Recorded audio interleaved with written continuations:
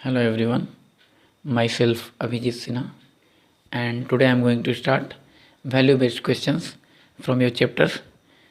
We had already discussed the important question from chapter number 1 to 10. Now we will discuss value-based questions from chapter number 1 to chapter number 10. And after the completion of important questions, value-based questions, the whole syllabus up to chapter number 10, then we are going to start chapter number 11. Then we will start chapter number 11. Okay, so first we complete value-based question. First question is from chapter number 1. Importance of family में value based question में आपने देखा होगा questions था what are the duties और the responsibilities of childrens for their parents. अभी तक हम लोगों ने पेरेंट्स का रिस्पॉन्सिबिलिटीज़ पढ़ा. मदर फादर का हमारे लिए क्या रिस्पॉन्सिबिलिटीज़ होता है.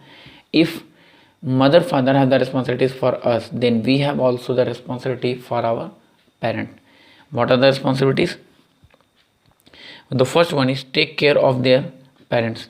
चिल्ड्रन का रिस्पॉन्सिबिलिटी क्या होता है. अपने पेरेंट का केयर ऑफ करना. Next is make them proud. उनको प्राउड फील कराना. कैसे. एग्ज़ाम में अच्छे स्कोर करके, सोसाइटी में एक अच्छा बिहेवियरल पर्सन बनकर. Next is fit both their wants and what their parent want. उनके पेरेंट जो चाहते हैं अपने पेरेंट की इच्छाओं को पूरा करना. Next one is listening to the counsel of father and mother. Father and mother की बातों को ध्यानपूर्वक सुनना. Next is children also have the duties of obeying father and mother. Father and mother को ओबे करना, रिगार्ड करना, respect देना. It is the next responsibilities. और the fifth one, no my responsibilities are not dependent on scolding and frequent reminder. Question था कि क्या आपका जो रिस्पॉन्सिबिलिटीज़ है वो डिपेंड करता है स्कोल्डिंग पे. स्कोल्डिंग मतलब डांट के समझाना, या फिर फ्रिक्वेंट रिमाइंडर, या फिर लगातार आपको रिमाइंड करवाना. No my responsibilities are not dependent upon और on scolding and frequent reminder because I am too much careful about my parents and sincere also. मैं बहुत ज़्यादा केयरफुल हूँ अपने पेरेंट्स के लिए एंड सिंसियर रहता हूँ. दैट्स वाई मुझे ज़रूरत नहीं होती है स्कोल्डिंग, डांट कर या फ्रिक्वेंट रिमाइंडर, या फिर बार बार याद दिलाकर समझाने की. Next is chapter number 2 human migration.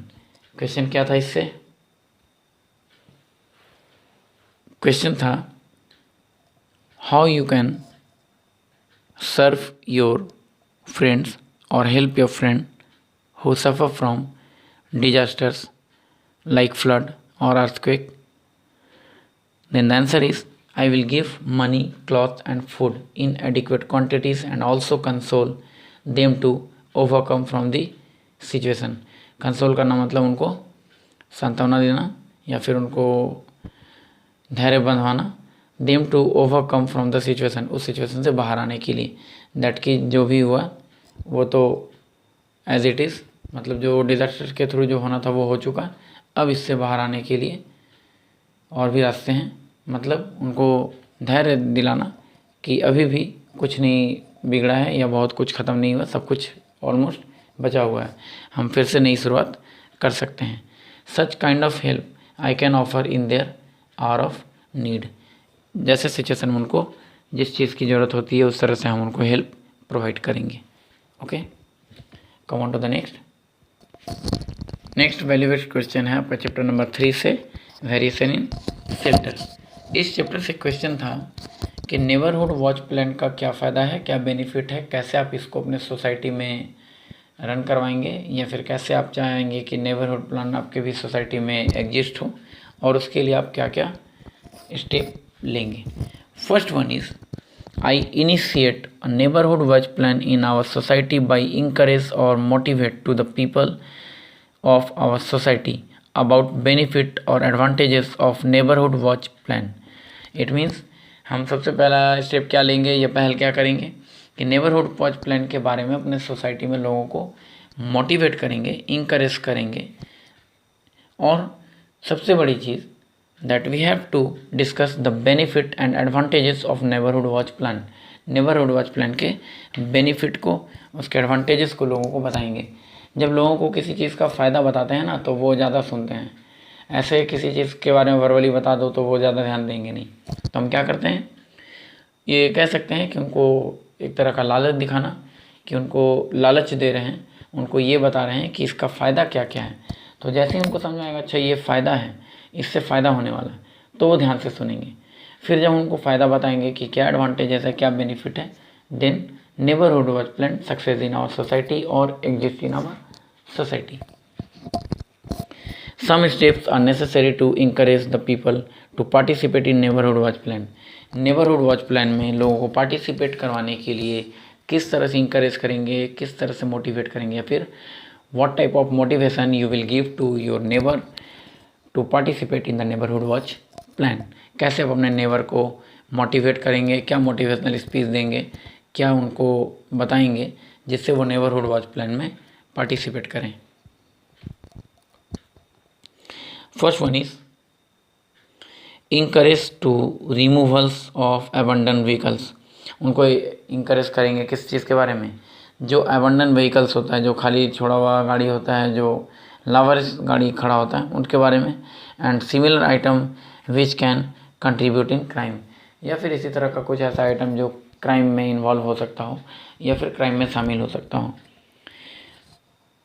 To foster unity बढ़ाएंगे, इंटीग्रिटी मेंटेन करेंगे, या फिर हार्मनी एंड पीस अपने सोसाइटी में डेवलप करेंगे। And keep up enthusiasm among the watch members, और उनको इंथुसियाज्म करेंगे। इंथुसियाज्म करना मतलब उनको उत्साह बढ़ाना, उत्साह दिलाना किस चीज़ के लिए, among the watch members. Setup regular meeting, regular meeting setup करेंगे। Next is the quality that we would require to make the project a great success. कैसे हम चाहेंगे कि हमारा जो नेबरहुड वॉच प्लान है वो सक्सेस हो सोसाइटी में, तो उसको सक्सेस करने के लिए क्या करेंगे। अभी तक उसको सेटअप करने के लिए क्या करना था, कैसे लोगों को मोटिवेट करना था, और अब कैसे वो सक्सेस होगा। तो सबसे पहला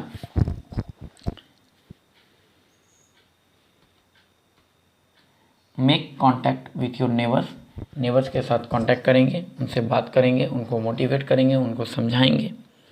visit your local police department में जाकर भी बताएंगे कि हमारे सोसाइटी में हम लोग नेबरहुड वॉच प्लान सेट कर रहे हैं।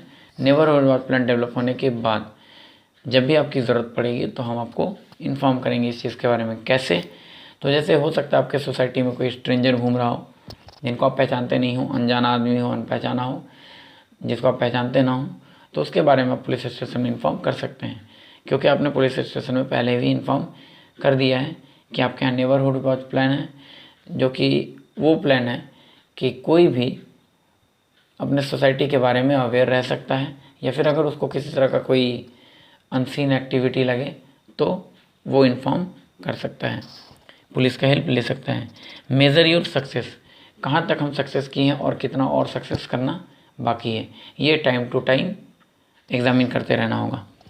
Identify the pattern of crime commonly committed, सबसे पहले तो क्राइम का जो पैटर्न है वो आइडेंटिफाई करना होगा कि क्राइम का पैटर्न क्या है, किस तरह का क्राइम सोसाइटी में हो सकता है।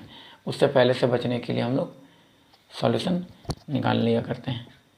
तो फिलहाल वैल्यू बेस्ड क्वेश्चन में यही 3 चैप्टर नंबर 1, 2 एंड 3 से इसका PDF आपको सेंड कर दिया जाएगा, कॉपी में आप इसको बना लेंगे। जैसे ही चैप्टर 10 तक का हम लोग वैल्यू बेस्ड क्वेश्चन कंप्लीट करेंगे, चैप्टर 11 हम लोग कंटिन्यू करेंगे। एंड चैप्टर 11 शुरू करने के बाद फिर उसका भी वैल्यू बेस्ड और इम्पॉर्टेंट क्वेश्चंस और जो भी मिसलेनियस है, something to know, something to do, वो सारा हम लोग कंप्लीट करेंगे। Okay, thanks to all of you.